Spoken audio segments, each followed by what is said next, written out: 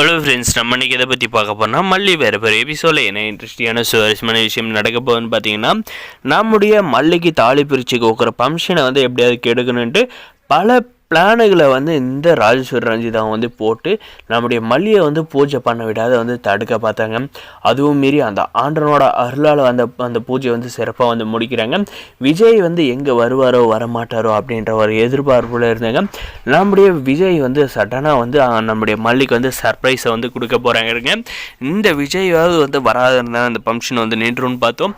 ஆனால் அவனுமே நம்மளுடைய பிளான் எல்லாமே சொதப்பிரிச்சு இப்போ இவனுமே வந்துட்டானே இந்த ஃபங்க்ஷன் சிறப்பாக முடிச்சிருவாங்களே அப்படின்ற மாதிரி பார்த்தீங்கன்னா இந்த ராஜேஸ்வரி ரஞ்சிதா நினைக்கிறாங்க. நம்முடைய விஜய் பார்த்தீங்கன்னா அந்த ஃபங்க்ஷனில் கடைசி நேரத்தில் சும்மா மாதம் நம்முடைய மல்லியோட கழுத்தில் மறுபடியும் அந்த தாலி பிரித்து கோக்குறப்ப தாலியை கட்ட போகிறாங்க நம்முடைய மல்லியோட கழுத்தில். இதை பார்த்து நம்முடைய அன்னபூர்ணியம்மா எப்படியோ நம்ம நினச்சது எல்லாம் நிறைவேறிச்சு, உன்னோட அருளால் எல்லாம் சிறப்பாக முடிஞ்சிருச்சு அப்படின்ற மாதிரி நம்முடைய அன்னபூர்ணியம்மா சந்தோஷப்படுறாங்க. அதே சமயம் நம்முடைய வெண்பா குட்டி பார்த்தீங்கன்னா என்ன நினைக்கிறாங்கன்னா, டாடா நீங்கள் அன்றைக்கி நடத்தின கல்யாணத்தில் என்னால் சரியான மைண்ட் செட்லேயே இருக்க முடியல, ஏன்னா சந்தோஷம் கூட பட முடியல.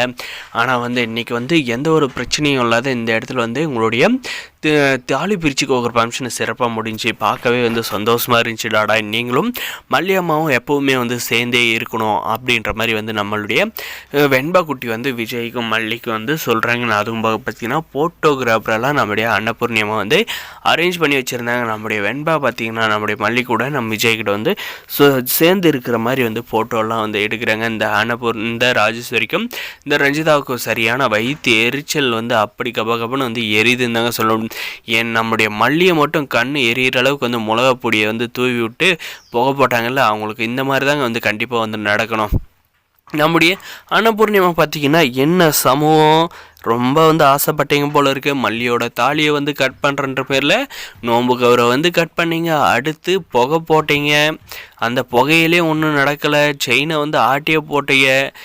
எப்படி பண்ணியும் இந்த ஃபங்க்ஷனை உங்களால் நிப்பாட்டவே முடியல. ஆனால் பார்த்தீங்களா, நான் சொன்ன மாதிரி இந்த ஃபங்க்ஷனை எவ்வளோ சிறப்பாக நடத்தி முடிச்சிருக்குன்னு, அதுக்கு தான் எப்பயாவது யாருக்காவது நல்லது பண்ணியிருக்கணும்.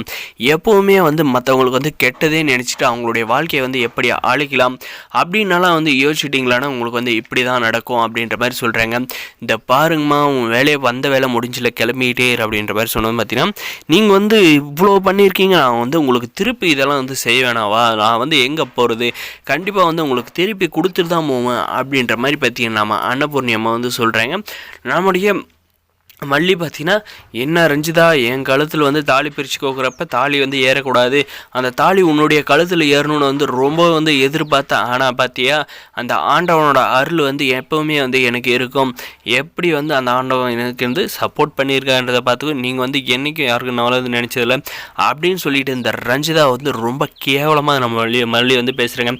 உண்மையாக சொல்ல போனால் நம்முடைய மல்லி பார்த்திங்கன்னா ரொம்பவுமே சந்தோஷமாக இருக்காங்க. இவங்க இவ்வளோ பண்ணி நமக்கு எல்லாமே நல்லதாக நடந்திருக்கு. விஜய் இந்த ஃபங்க்ஷனை சிறப்பிச்சு கொடுத்துட்டாரு அப்படின்ட்டு வரப்போகிற எபிசோடில் இப்படி தாங்க நடக்குது. இந்த வீடியோ பிடிச்சி லைக் பண்ணி மறக்காத நம்ம சேனல் சப்ஸ்கிரைப் பண்ணி வச்சுக்கோங்க. தேங்க்ஸ் ஃபார் வாட்சிங் கைஸ்.